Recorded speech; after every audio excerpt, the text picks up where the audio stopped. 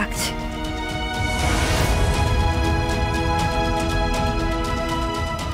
গলার স্বরটা খুব চেনা চেনা লাগলো।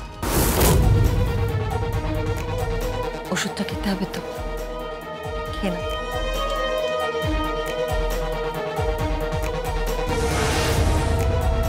কি হলো?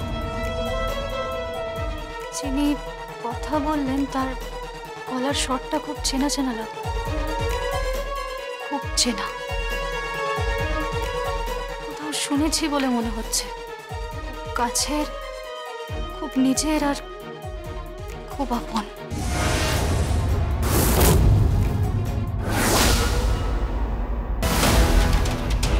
আসতে পারি?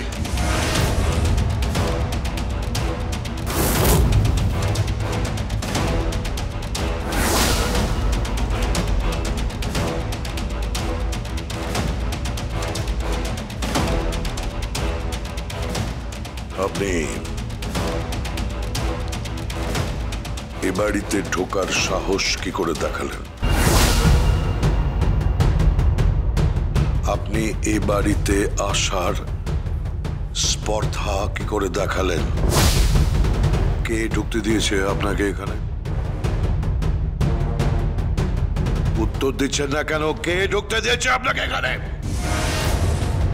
আমি। কেন কেন ঢুকতে দিয়েছ?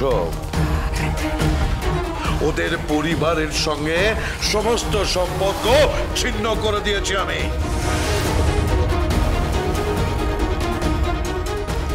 আমার ছেলে মৃত, বুঝেছেন? মৃত। আর দুদিন পরেই তার শ্রাদ্ধ কর্ম হবে। আমার সন্তানের লাশের বোঝা আমি বয়ে নিয়ে বেড়াচ্ছি। আমিও আমার জামাইয়ের লাশের বোঝা বইছি, সঙ্গে আমার মেয়ে হারিয়ে গেছে। আমি ওকে খুঁজে পাচ্ছি না। হ্যাঁ, আমি ওকে কোথাও খুঁজে পাচ্ছি না। থানায় গিয়েছিলাম, এফআইআর করেছি, কোনো খোঁজ পাওয়া যাচ্ছে না। জানেন, ও আমার কাছে এসেছিল,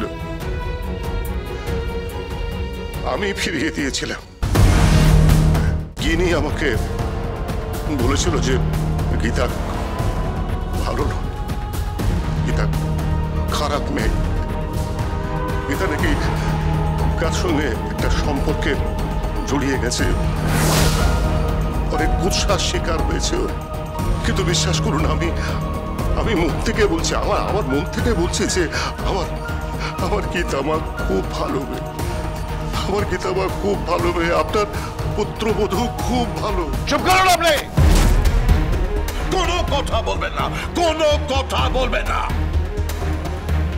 চলে যান এখান থেকে, চলে যান। জেঠু, জেঠু প্লিজ, জেঠু একবার শোনো না, উনি কি বলতে চাইছেন, একবার শোনো না কথা। জেঠু, সত্যই হোক জেঠু, গীতা বৌদি তো অন্তঃসত্ত্বা, সে কোথায়? তার শরীরে তো এই পরিবারেরই রক্ত বইছে। হ্যাঁ জেঠু, ওই বাচ্চাটার শরীরে তো এই পরিবারেরই রক্ত বইবে, আমার ভাইয়ার রক্ত বইবে। জেঠু, জেঠু প্লিজ, জেঠু প্লিজ একবার শোনো না, ওনার কথা একবার শোনো। জেঠু, সে তো নিখোঁজ, উনি হয়তো কিছু সাহায্য করতে পারেন। জেঠু তাই এসছে, একবার শোনো না। এখন আর সাহায্য চেয়ে কি হবে? কি হবে এখন আর সাহায্য চেয়ে? এই বাড়িটা তো একটা শ্মশান হয়ে গেছে, এই বাড়িতে আর কিছু নেই। এই বাড়ির ছেলে সে মৃত, আর এই বাড়ির বউ সে তো নিখোঁজ হয়েছে। আর কি চান আপনি বলুন তো, আর কি চান? কেন এসেছেন এখানে?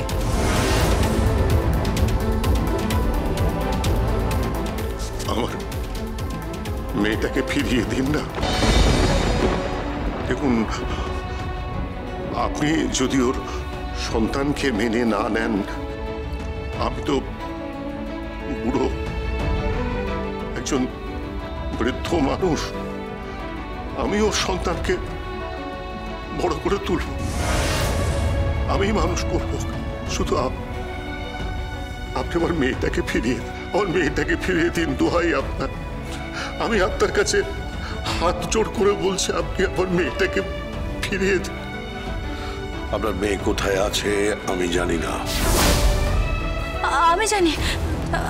আমি জানি ও তো শেষ পর্যন্ত কাব্যার বাড়িতে ছিল।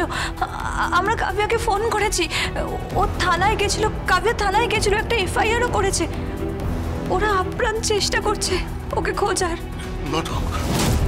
নাটক হচ্ছে, আমি বলছি নাটক হচ্ছে। এটা নাটক, সাজানো নাটক।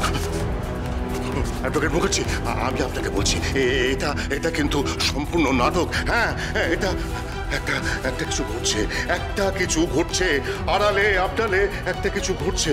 আর ঘটাচ্ছে কি? ওই কাব্যা, ওই কাব্যার হাতে সমস্ত চাবিকাঠিটা রয়েছে। ও দেখুন, ও হঠাৎ করে কাব্যা আপনার বাড়িতে চলে এলো। হ্যাঁ, হঠাৎ করে আমার জামাইয়ের ওপরে গুলি চালানো হলো। হ্যাঁ, আর আমার মেয়ের অন্তর্ধান। এ তো কাব্যা। হ্যাঁ, আমি আপনাকে বলছি, অ্যাডভোকেট মুখার্জি, আমি আপনাকে বলছি, এর পেছনে কাব্যার হাত আছে। কার হাত আছে আমার জানার কোনো দরকার নেই। কিন্তু আপনি এ বাড়িতে ঢুকবেন না। চলে যান এখান থেকে। আপনি আমায় তাড়িয়ে দিচ্ছেন? হ্যাঁ, তাড়িয়ে দিচ্ছি। চলে যান।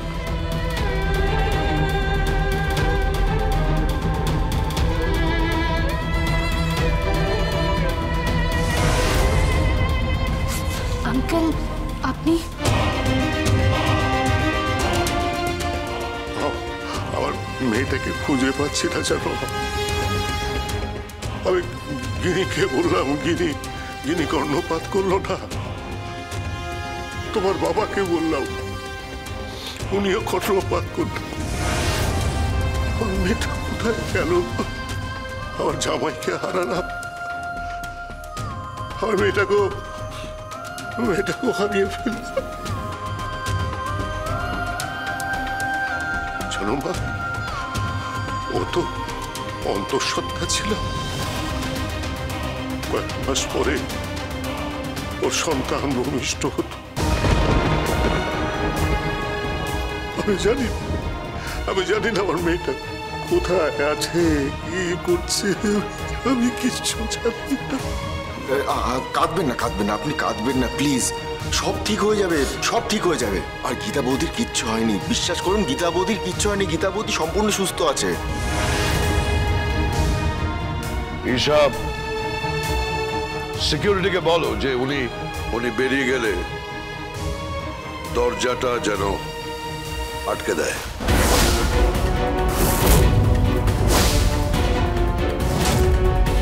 অগ্নিজিৎ বাবু, আপনাদের পরিবারের সঙ্গে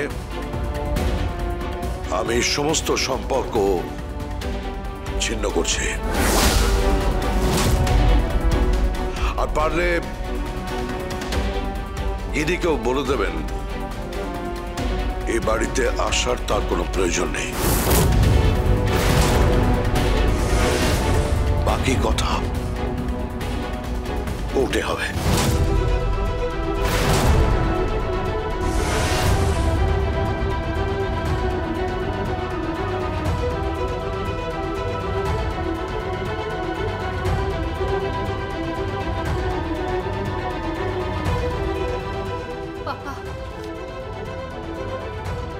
পাপা, তুমি এতটা রুড হতে পারো না।